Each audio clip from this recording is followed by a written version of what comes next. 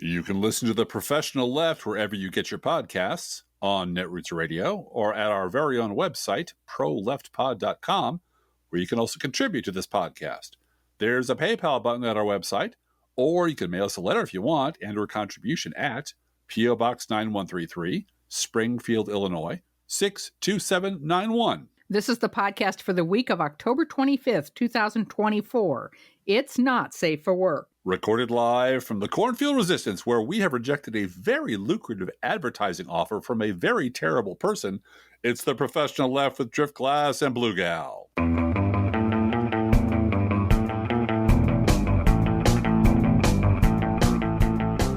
Hey, Driftglass. Hey, Blue Gal. As you all know by now, we love advertising fake products. We do. It's half of our budget, really. It really is. But so fake Donald Trump offered to help out the family. Actual Donald Trump offered to help out the family of a Mexican-American soldier who was killed by another soldier at Fort Hood. However, when presented with the bill, take it away, Chris Hayes. The Atlantic is out today with a new article quoting more of the racist, reprehensible things Donald Trump says behind closed doors, including comments about a murdered Army private. I remember this story. In 2020, Private Vanessa Guillen, the daughter of Mexican immigrants, was killed by another soldier at Fort Hood in Texas. And at the time, then President Donald Trump publicly offered to pay for her funeral. But when the bill came, according to this report, Trump was furious, telling his chief of staff, Mark Meadows, quote, "It doesn't cost $60,000 to bury an effing Mexican." He turned to Meadows and issued an order, don't pay it. Later that day, he was still agitated. Can you believe, he said, according to witness, effing people trying to rip me off? The Atlantic reports that Trump didn't pay the bill. His campaign denied he made those comments. You, of course, can make up your own mind as to whether or not that sounds like something Donald Trump would say and do.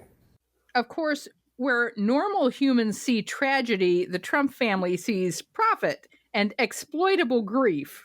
And so, taking their cue from their daddy, the next day, the Trump organization, quote unquote, unveiled Trump Funerals for Mexicans. It's built on the Earl Scheib car painting model of the 1970s.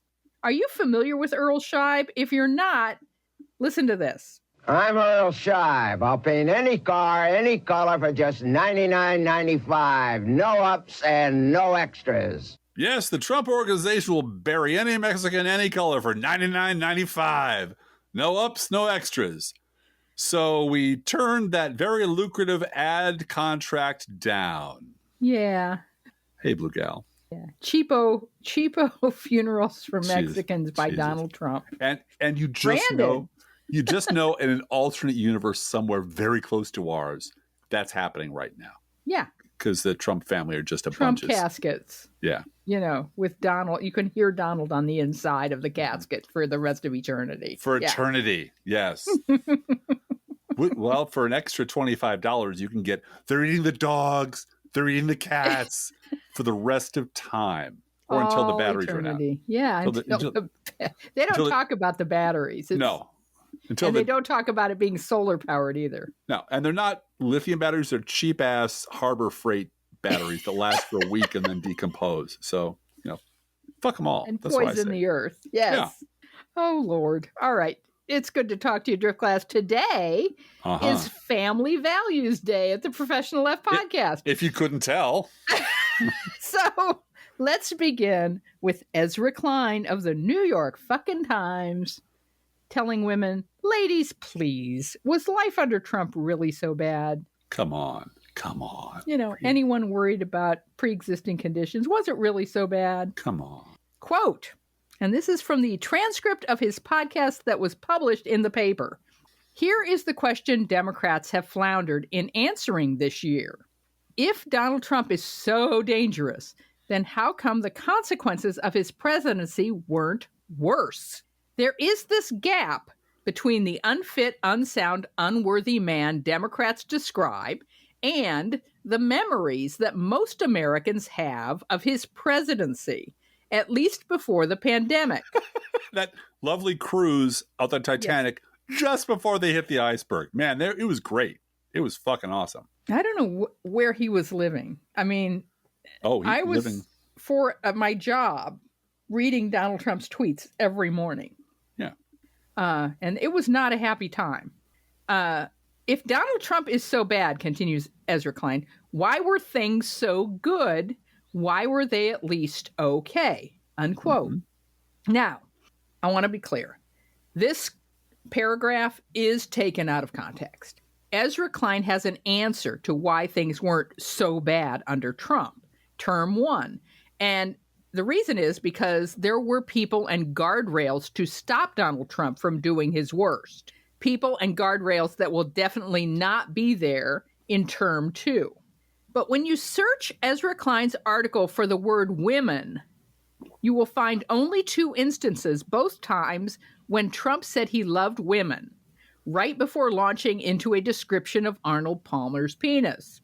That's the only time he mentions women in this column, in this podcast.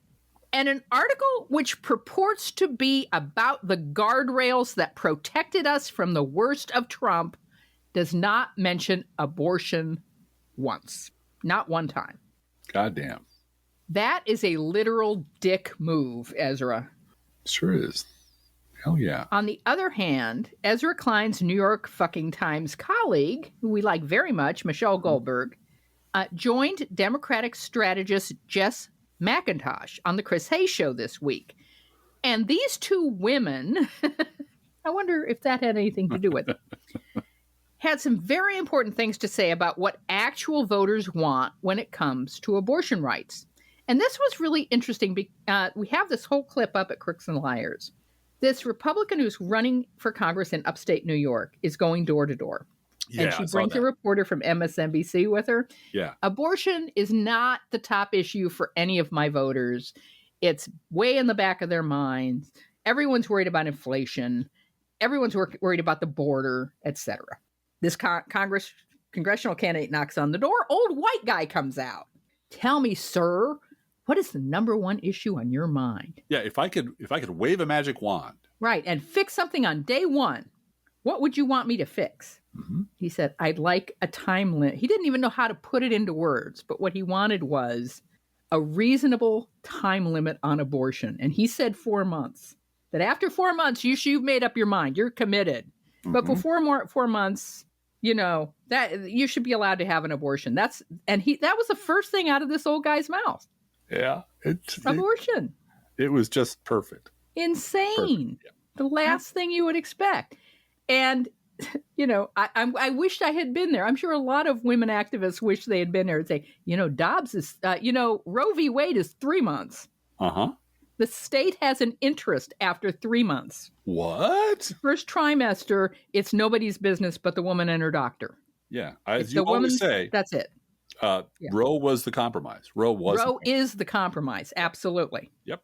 And when people have these debates about 15 months and 16 months and 4 months and whatever, 16 weeks, 4 months, whatever, Roe v. Wade, 12 weeks, 3 months. Right. And then it's not no abortion. Then it has it's the state's interest in preserving viable pregnancies. Right. If the pregnancy is not viable, again, longer than that, all of a sudden, at 15 weeks, you discover that the fetus is incredibly damaged and won't survive. Hey, and this is all outlined in Roe v. Wade. Right. Here is where the state's interest is. Right. It triggers at this point. It's all about viability of the fetus at that point. And the life and health of the mother. And the life and health of the mother and the interests of the state and the interests of the woman in terms of privacy. Right. An inherent right to privacy in the Constitution, which is not stated, overtly, but it is inherently there. And which no conservative believes exists. No, and anymore. Not for women, no. No, absolutely but, not. Hey, dick pill gummies over the counter? You betcha. Yeah, none of your business. I mean, they're coming for your birth control, guys. Yes, they are. Count on it. Yep. Okay, so these two women, as I said, on Chris Hayes' show, Michelle Goldberg and Jess McIntosh. Now, Michelle Goldberg starts off noting the 2022 predicted red wave did not happen because of women voters and their white-hot rage over the Dobbs decision, being undercounted by, let's face it, male pollsters and pundits. And so you'll hear that at the beginning. She starts with the words 2022. But I want you to stick around for what Jess McIntosh says, her terrific analysis of truly stupid questions like this congressional candidate asked of, the most important issue. What is it? You only get one. You have to decide. Right. You only decide on one issue. They're only allowed to decide on one issue. That's it. Only one. Right. So 2022, when everyone expected a red wave and the intensity of Democratic voters, and particularly Democratic women, voting their outrage over Dobbs took a lot of people by surprise. That could happen again. We certainly don't want to count on it. At the same time, I just think there's something about the structure of our discourse that things that women really care about do not get the same amount of attention, right? It's like, totally agree. Yes. Why are these young men so alienated? And that's an important issue. But just the kind of white hot rage of so many women, it just doesn't get the proportional attention that it deserves. I don't know how many times voters are going to have to stand up and say, no, we really care about our own bodily autonomy, which is, a crazy thing to have to say, before people understand that it is actually quite a motivating issue for people. And the idea that we have to choose between abortion or the economy as the issue motivating us really shows how the people who are making these polls have never actually considered the issue for themselves. The decision when and whether to have a child is the most important economic decision most Americans are ever going to make. Yeah. And if you are somebody who has thought about it, you have thought about the financial implications for what that child would mean to you and your family. Yeah. There is no daylight between reproductive freedom and a good economy. None. And this brings us to Tim Pool. Family Values Week here at the Professional Left. Tim Pool has decided to dial back on the podcasting because apparently everyone who works for him is stupid, and his Russian sugar daddy has cut him off. So suddenly there's a big-ass hole in his budget. Instead, Timmy says he's going to acquire a wife and maybe some kids. And acquire is the actual word he used. In fact, here's audio of Tim from the very near future. How much for the little girl? The women. How much for the women? What? Your women. I want to buy your women, the little girl, your daughters. Sell them to me.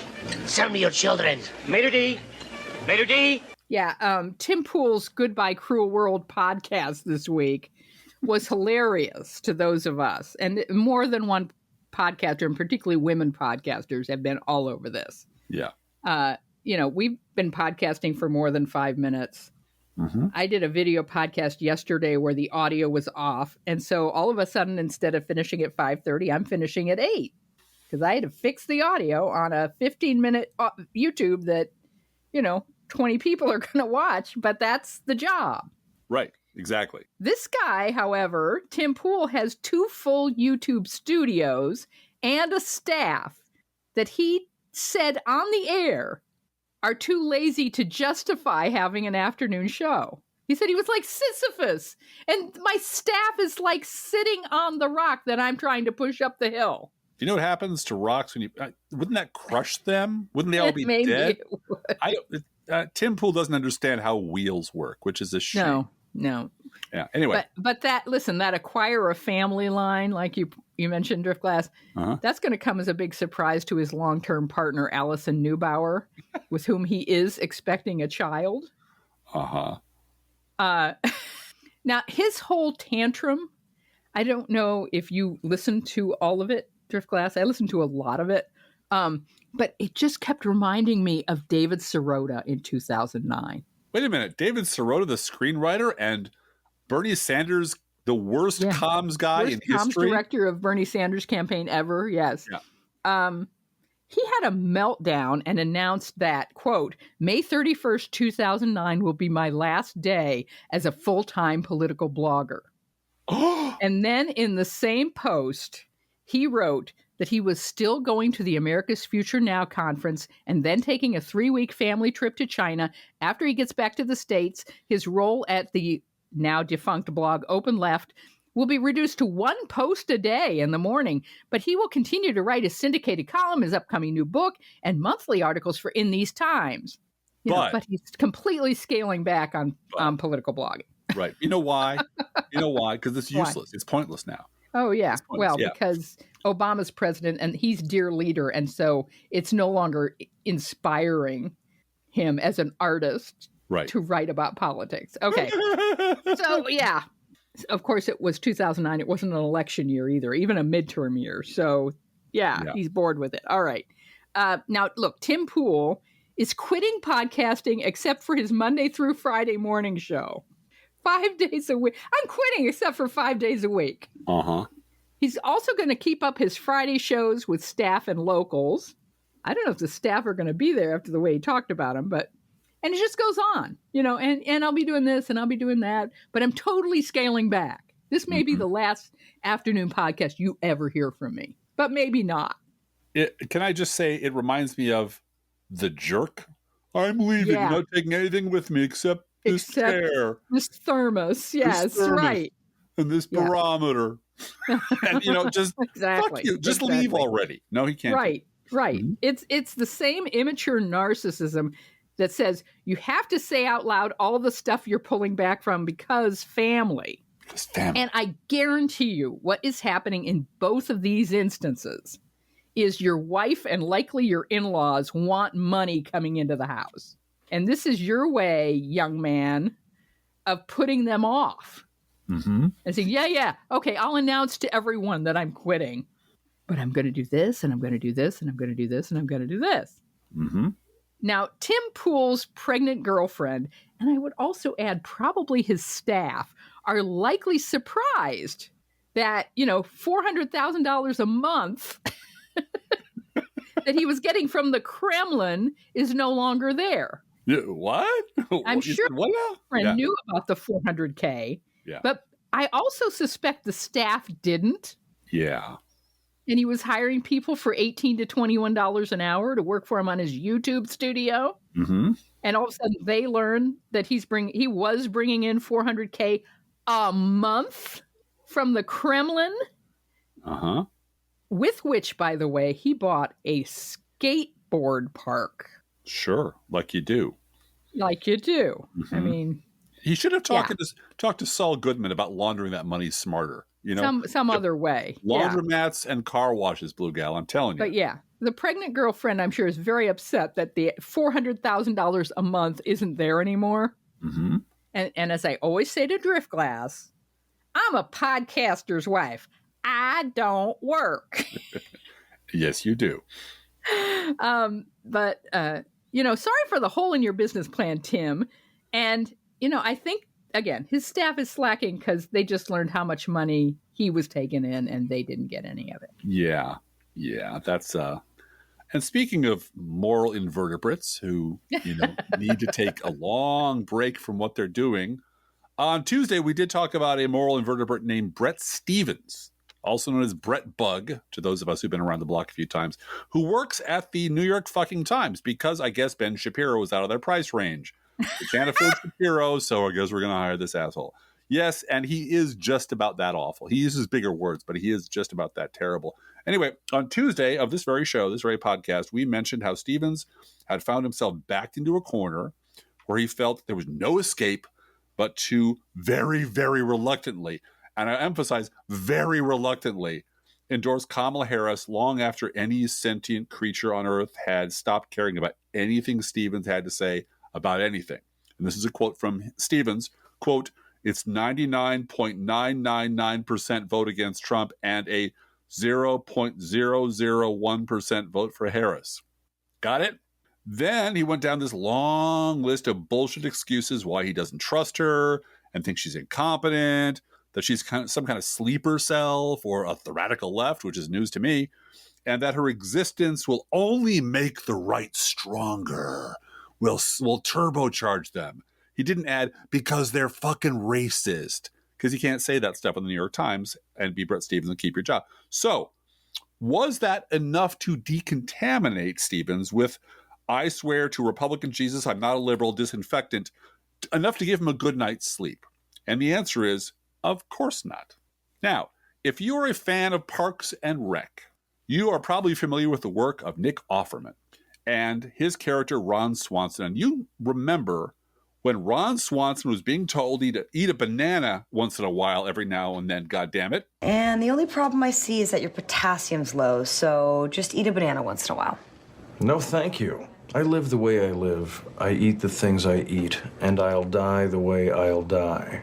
That's oddly beautiful, but also stupid. You're not alone in the world anymore, Ron. You're dating a woman who has 2 kids. So every 3 days, think about Ivy and Zoe and Diane and eat a damn banana. But Ron couldn't do it. He just couldn't do it. The thought of eating a banana made him physically ill. He tried to eat a tiny bite and he gagged on it and spit it out.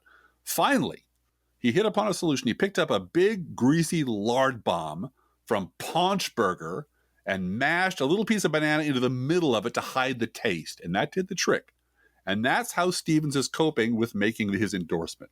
The real story here is the absolutely ridiculous lengths to which Stevens is willing to go in order to absolve himself of his own bitter, grudging endorsement and make it clear that everything bad that was happening and that might happen in the future is entirely the fault of us evil, malevolent liberals.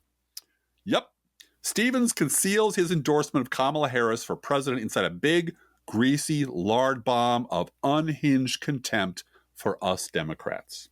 Now, the first half of that sandwich was what we covered on Tuesday, all the contemptible garbage he's already written about Harris and Democrats over the years, including all the sullen and barely concealed bigotry he spewed out, even as he was endorsing Kamala Harris.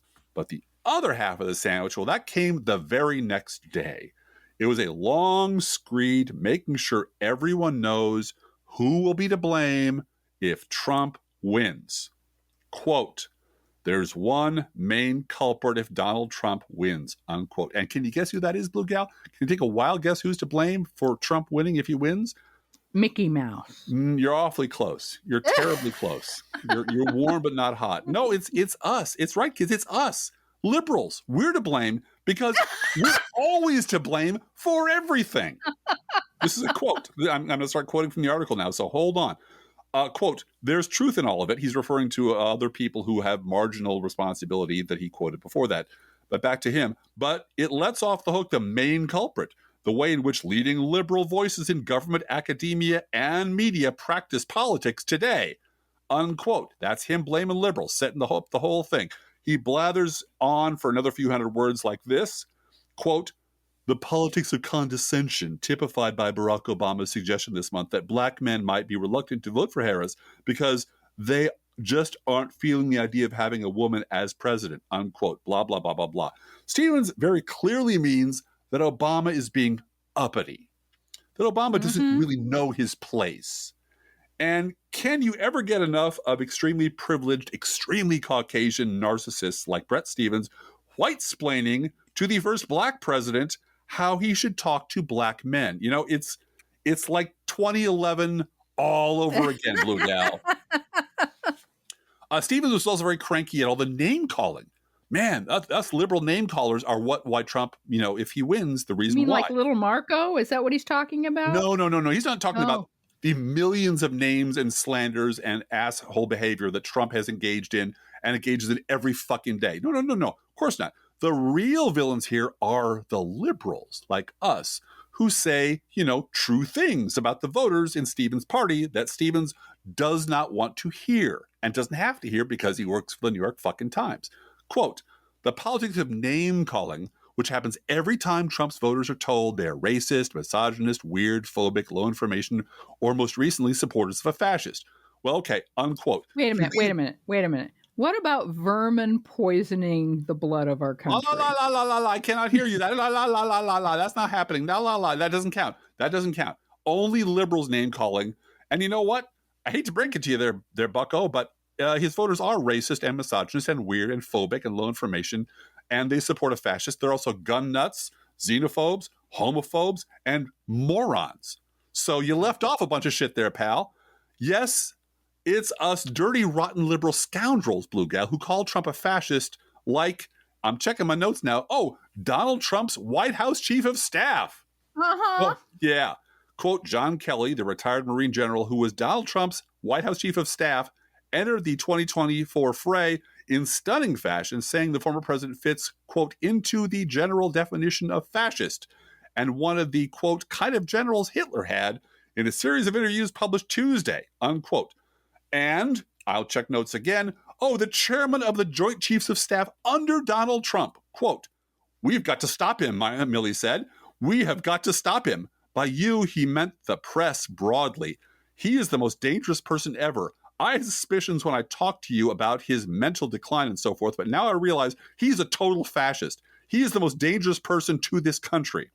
His eyes darted around the room filled with 200 guests of the Cohen Group, a global business consulting firm headed by former Defense Secretary William Cohen. Cohen and former Defense Secretary James Mattis spoke at the reception. A fascist to the core, Milley repeated.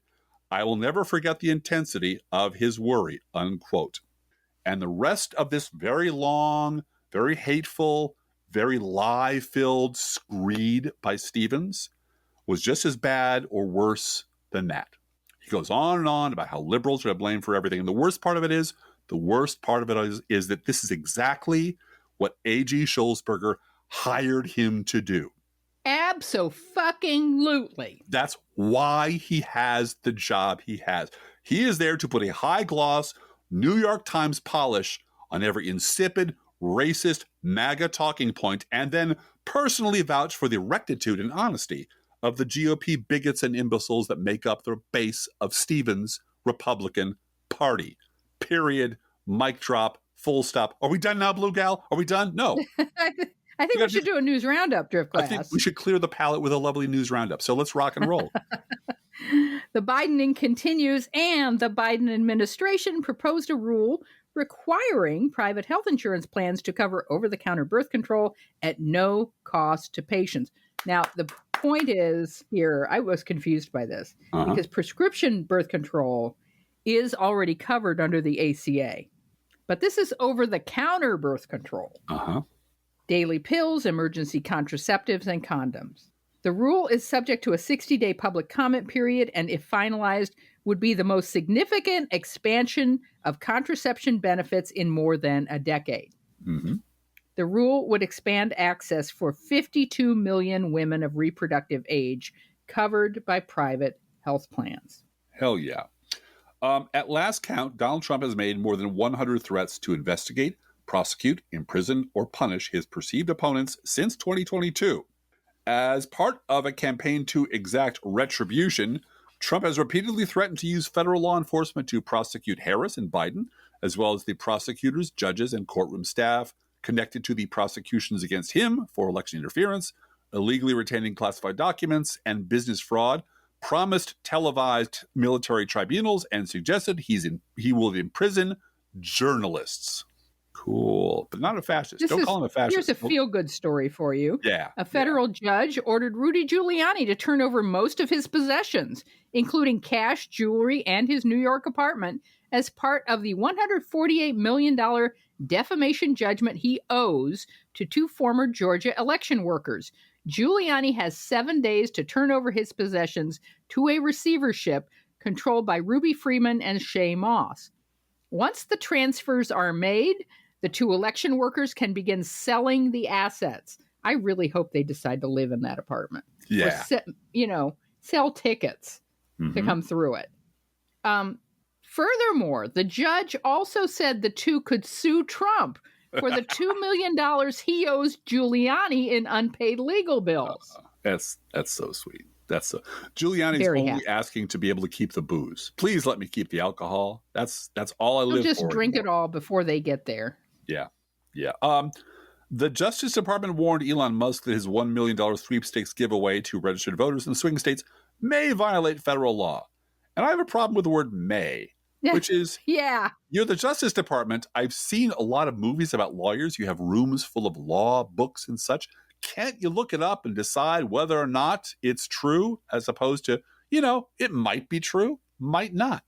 Kamala Harris called Trump increasingly unhinged and unstable, warning that in the second term, people like John Kelly would not be there to be guardrails against his propensities and his actions.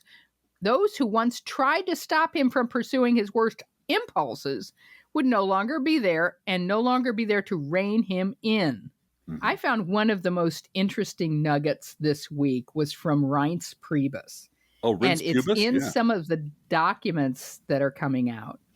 That Reince Priebus apparently said to a fellow staffer, never say no to Trump. Just tell him you'll have it next week. Yeah. And he'll forget.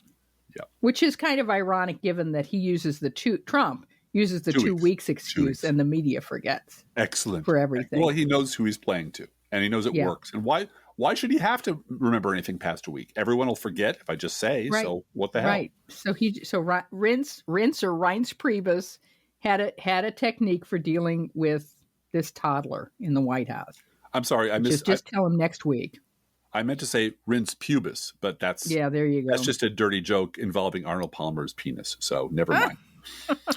Now, while Vice President Harris was fielding real questions from real people at the CNN town hall meeting because Orange Chicken Nuggets bailed on their scheduled debate, what a fucking coward, Donald Trump was hiding out in one of his favorite panic rooms, the Hugh Hewitt Show with Hugh Hewitt, where no expense is spared in making sure the listeners to the Hugh-universe receive only the clearest and cleanest audio available to man. I am embarrassed to run that audio.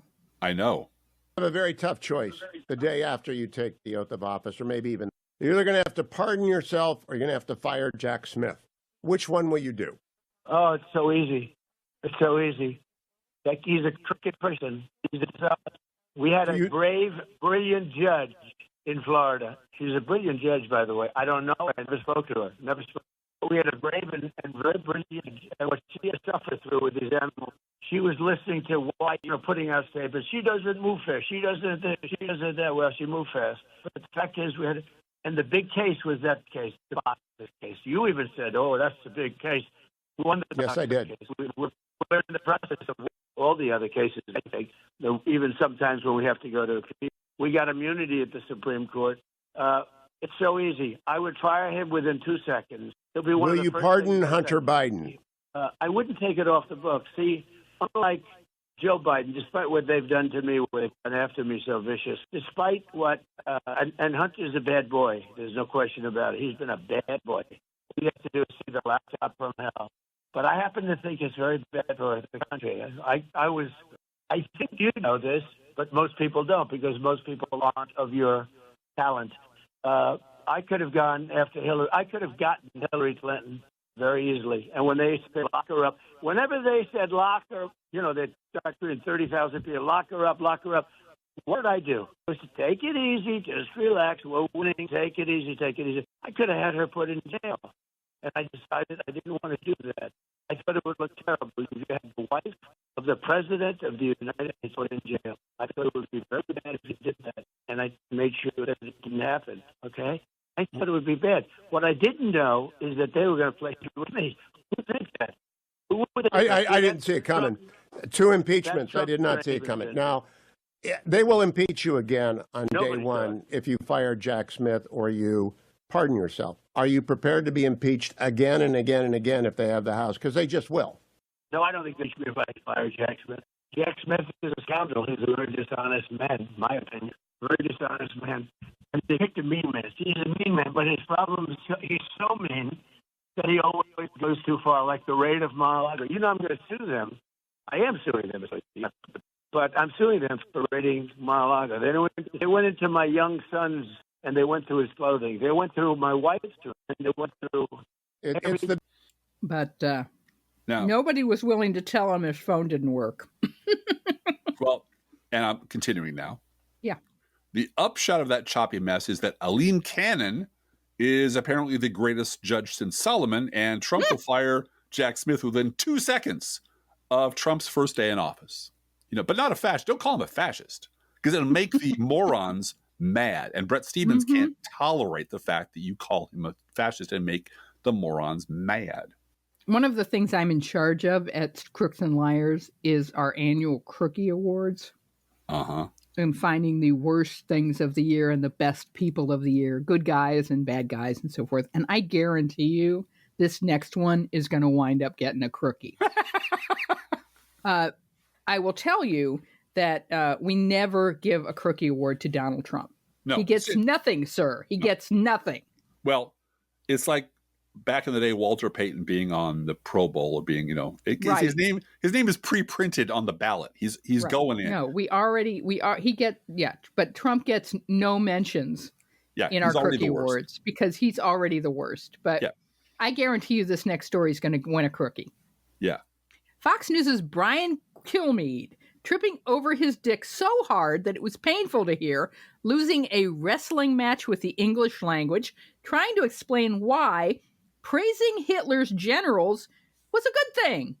And maybe Trump didn't realize praising Nazi generals would make the woke mob so angry.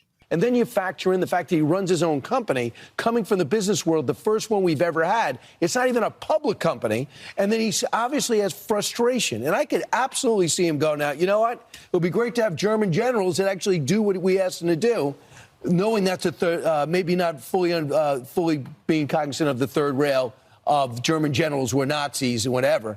So the winner of this week's Hannah Arendt Banality of Evil Award goes to Fox News' Brian Kilmeade for Nazis whatever. Yeah. That really should be their slogan. I mean, and that certainly is the title of our show this week, by the way. Nazis whatever. Yes. Oh, absolutely. This is from the Times of London. Quote, Elon Musk is funding a campaign targeting Jewish and Arab voters in battleground states with contradictory advertisements about Kamala Harris's position on Israel.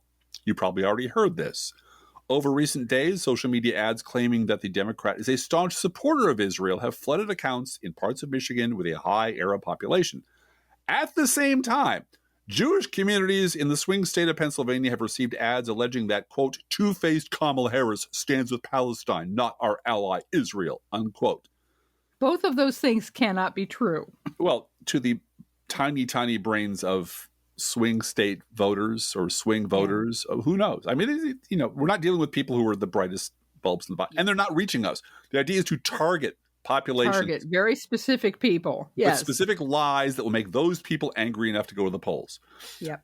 Back to the article. The digital campaign is the work of the Future Coalition PAC, which is covertly financed by Musk. The world's richest man has plowed tens of millions of dollars into an all-out blitz to tip the election in favor of Donald Trump, unquote. Now, perhaps the Justice Department will warn Elon Musk that sending out these ads may violate federal law. As Neville Chamberlain proved before World War II, a stern letter waved in your hand can change the course of human history. It sure could. Yeah. Sure can. Mm-hmm. This is from the New York fucking Times. Quote, as he warmed up the crowd before... How does this go? Oh, I'm sorry. As he warmed up the crowd before Mr. Trump spoke at a rally in Duluth, Georgia, Tucker Carlson said that the country under Democratic leadership was like a toddler allowed to smear the contents of his diapers on the wall of your living room, or a hormone-addled 15-year-old daughter who gives her parents the finger and slams her bedroom door. He's talking about the country there. Yes, the country of the United States. Yes, he is. And he cast Mr. Trump as the strict, disappointed father. A white strongman, like Putin, It's not fascism, folks, but we promise it's not.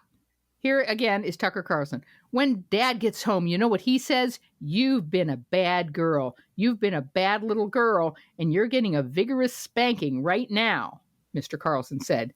Grinning, he went on. And no, it's not going to hurt me more than it hurts you. No, it's not. I'm not going to lie.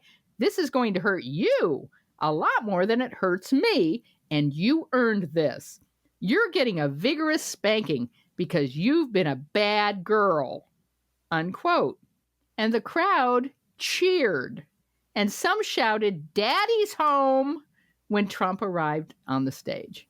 But it's not fascism, folks. No. And by the way, Kamala Harris is going to be your daddy now. So, yeah, something, I don't know what the hell happened to Tucker Carlson in prep school or his upbringing that fucked him up so badly. But if anyone needs to be hurt more than it hurts me, Tucker Carlson makes my top 3 to 5 person list.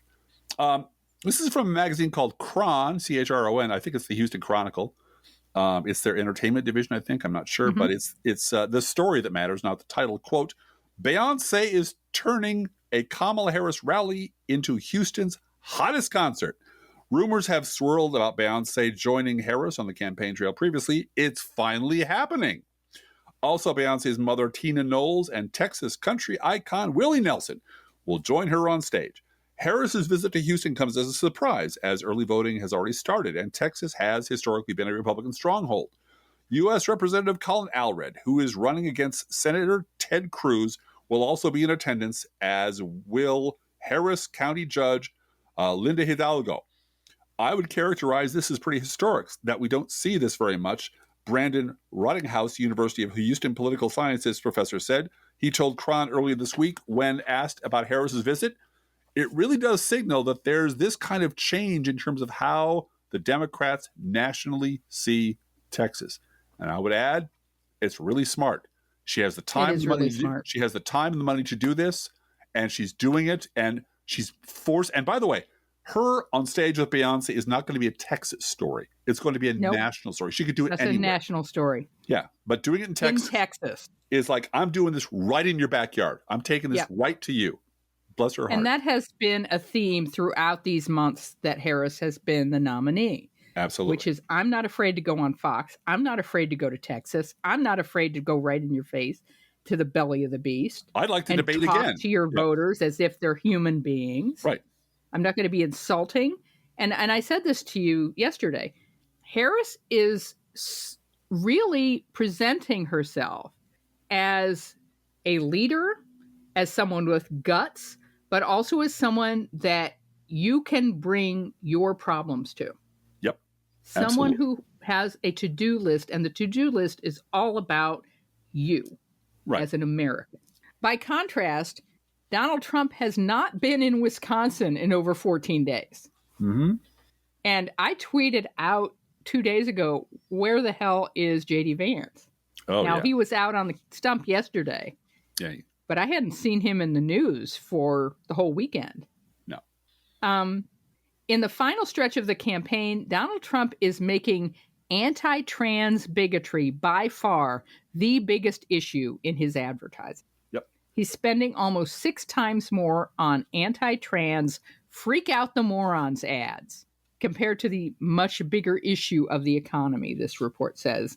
But I will tell you that nothing turns off young voters more than being an anti-gay bigot. Well, and this is it. This is math. I mean, this is I need to keep my bigots in it. I need to keep all the people that Brett Stevens says don't exist in the party, which is the fucking party. I need to lock all them down, and I need to do everything and anything I can do to do that. Which means I need to go all out on crazy shit, hateful shit, destroy your enemy. We're going to have "Tomorrow Belongs to Me" sung at rallies shortly. Right. You know, right. We're going to have. I mean, he's going full darkness, and in the meantime, he's alienating. We don't even know how many millions of voters who see this bigotry, whether it's anti-black bigotry or anti-gay bigotry or anti-woman bigotry, and say, "Oh, I got to get out and stop this guy." Well, I hope so. Because there should be, and this is a should, there should be a price to be paid for that. The polls aren't moving very much because, let's face it, the Republican Party, and I mean Republican Party using all the skills that all your favorite never-Trumpers have had and devoted to the party for years, the work of many hands, billions of dollars, and decades of labor to create a base that simply will not listen to reason anymore. This is their dream come true. This is what they worked towards their entire adult lives, and they got it. They got a base that is just impervious to reason. But you gotta lock them down. You got to make sure they go to the polls, and the way you do that is by cranking up the crazy and the hate. You do the Willie Horton ad. Absolutely. Only it's gay people. Absolutely. Yep. Yeah. Now, in local news, and this is local because it's a local newspaper, and I love local newspapers. I think wherever you're traveling, if you stop in a small town, pick up a local newspaper. And I picked up a local paper when I was downstate a few days ago. The paper is called the Pioneer Paper, Madison County's community newspaper.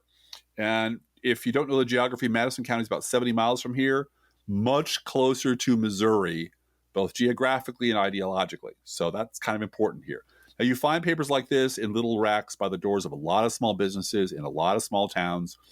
They're almost always right next to the real estate magazines and the free gun magazines. There's a lot of free gun magazines out there. Yes, there are. You wouldn't think that one dumb issue like this would be enough to sustain a publication for decades, but it does down here. Now, this edition of this paper that I'm holding in my hand is 16 pages long, and it's mostly high school sports and obituaries and grocery ads. There's a senior center calendar of events. Apparently, Euchre, Pinochle, and Bunko are very big among Madison County seniors. Good for them. There's Homecoming King and Queen. There's a 50th high school reunion announcement, and a quarter of the back page is taken up with a story about a local kid about to enter basic training. So that's your local newspaper. Mm-hmm. Everybody knows everybody in these pictures, and everybody knows everybody in these stories, or who's passed away and they're sad they're gone. Now, on page 2 of this paper, the publisher, a guy named Bill Napper, exercised his ownership privilege to publish his own thoughts on the right to vote. Nothing wrong with that, right? And it was mostly boilerplate stuff. It was about, it's a privilege to be able to vote. It's your duty to vote. People fought and died for your right to vote. There's nothing to disagree with here until you hit the 16th paragraph. And for you people, because I love you dearly, I read all the way down to the 16th paragraph. And you here were we looking go. for that razor in the apple like you do with the David Brooks column. It's always there. It's always there. You just got to look for it. And this is how you know how deep the rot has gotten. So, quote, citizenship is a precious gift, unquote. So no argument there from me, none at all. Quote, but it can only be obtained through a legal process. Otherwise, it's cheapened and tarnished, unquote. Uh-oh. We're about to turn a corner here, aren't we? Quote, those people who are born here and those who endure the legal process should be proud to cast a vote as citizens. We cannot allow those who jump to the front of the immigration line and kick the door down to have the same privileges as legal citizens, unquote. You know, those millions of people who are coming over illegally and are going to vote for the Democrats because that's what you're allowed to do. That's what Democrats do. They just register illegal voters right and left. And that's how Democrats win elections. And there it is. The publisher of this county's community newspaper and presumably a pillar of the community. Everybody knows him, I'm sure. Using his paper to inject pure MAGA poison into the bloodstream of that little community. And this despicable shit runs all the way down to the grassroots, everywhere, which is why it'll still be here, and we're still going to be fighting it long after Trump is gone. Jeff Glass and I sat down to lunch today to talk about what happens after the election. Not making any predictions, just what are we going to do? Right. And we're going to keep podcasting. Yes. Regardless of the outcome, we're going to keep podcasting. Mm-hmm. And, because the battle goes on regardless of who's in the White House. Right. Quite literally. Well, and I picked it up somewhere, and I'll use the same analogy to terminal illness. A patient in a terminal ward where the doctors are doing all the right things. Nobody's making any mistakes. The patient is taking all the right drugs. They're doing everything the doctor recommends. It's all completely correct, and the patient is still dying. And the Harris campaign is making no mistakes. They're doing everything right. Everything that they're doing in this campaign is fucking flawless, including her presentation, where she goes, what she says, and it's barely budging the numbers one bit. And the reason for that is, as I said, 40 years of labor and talent and billions of dollars spent to shape the Republican base into an impervious block of bigoted stupid. And they succeeded. That's the part that makes me a little bit angry, and a lot angry sometimes, when I hear our Never Trumper friends on their much bigger podcasts and on their network TV shows and on MSNBC bitching about and complaining about and being stunned that nothing works. These people are just, why aren't the polls moving? Listen to liberal bloggers who've been doing this for 20 years and will tell you why. It's because of you. You did this. The proper attitude towards Democrats by Republicans, including Brett Stevens, should be, I am so sorry for the damage I have inflicted on this country. Please, please help me fix the disaster I created. What can I do to help you win you were right, I was wrong, and I'm going to be sorry for the rest of my fucking life. Not like Lev lecturing. Parnas did. Exactly. Like Lev Parnas did with Hunter Biden. I'm going to be sorry for the rest of my life. Not lecturing liberals in the New York Times about how it's all your fault if Trump wins. No, Brett, it's your fault. And you fucking well know it, but you're protected because you work for the New York Times, so nothing affects you, right? Nothing affects you. Anyway, we'll see you next week. In the meantime, each week we post to our Facebook page and website an Internet Kitty sent in by you, the listeners. This week's Internet Kitty has a very descriptive name. Kitty's name is Red Kitty. Now, Red Kitty, as you might have guessed, is a ginger cat who appears to have no problem posing for fashion photos. They are well aware of just how lovely red kitties are. Yes, you may photograph me, and no, I really don't have a bad side. I have a question for the owner of Red Kitty. Was Red Kitty named by someone 3 years or younger? Oh, maybe. Mm-hmm. Maybe. And of course, Red Kitty eats freshly poured cat food, our fake sponsor. And brand new this week, Freshly Poured is launching a new line of fake cat treats called Placebits. Mm-hmm. What are Placebits? They are a scientifically tested, nutritionally balanced system for getting your fussiest cat to eat their freshly poured cat food when they're not in the mood. Mm-hmm. What you do is you remove 3 Placebits from their ergonomically engineered container, and then you shake them over your cat's bowl as if they were treats. Then palm the Placebits and slip them back into their ergonomically engineered container, and watch as your cat goes after their everyday ordinary food as if it were steak tartare, because they heard the treat thing should be. Yes. It's in there somewhere. There must be a pony. I'm better just eat to the bottom. Mm-hmm.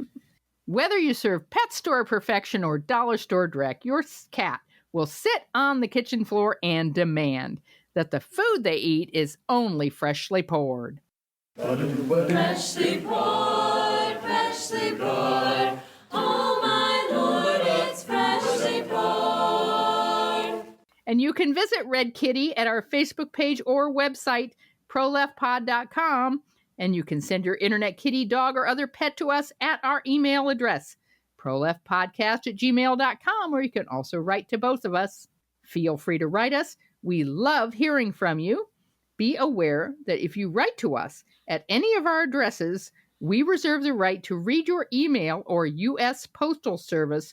Go, Postal, Unions. Letter on the air unless you say otherwise. Do not forget our gourmet coffee guidelines or our expensive whiskey guidelines. If you can afford to buy an espresso-based beverage for yourself or a really nice bottle of whiskey for yourself, buy one for us. This is not charity. This is our job. And if you can spare $5 a month, please go ahead and spare $5 a month. We definitely appreciate it at patreon.com/proleftpod. Please also, if you can, share our show on social media. I know a lot of you do that, and we really appreciate it. It helps us out greatly, so if you can get someone else to listen to our show, please do so. And thank you for doing that. Hey, Driftglass, how are the Internet Kitties doing this week? Well, look out, this week, the Internet Kitties would like to sign off with a song from Spike Jones and his City Slickers, first recorded in late 1942. Führer says, wie ist der master race? Wie heil, heil, right into Führer's face. Not to love the Führer is a great disgrace, so be heil, heil, right into Führer's face. Let's think about living. Think about living. Let's think about loving. Think about loving. Let's think about the hooping and the hopping and the popping and the loving, lovey-dovey. Let's forget about the wine and the crying, the shooting and the dying, and the fellow with the switchblade knife. Let's think about living. Let's think about life. The Professional Left podcast is recorded under a Creative Commons license. Copyright 2024-25, GGBG Productions.